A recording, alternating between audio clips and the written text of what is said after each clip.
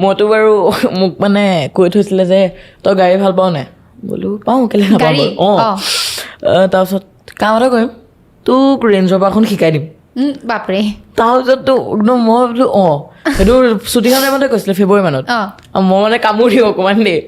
জুবিন মামাক সন্ধ্যা সুধিলোঁ তুমি যে কৈছিলা গাড়ী যে শিকাম বুলি গাড়ীখন ক'ত আছে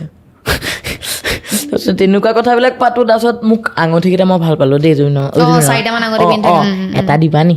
বোলো শ্বুটিং কৰাৰ পিছত লৈ ল'বি তাৰপিছত মই জুলাইটো শুনিছোঁ সেইবিলাক চব কথা সুধোঁ আৰু জুবিন মামা মানে বাইক এখন লোৱাৰ আশা আছিলে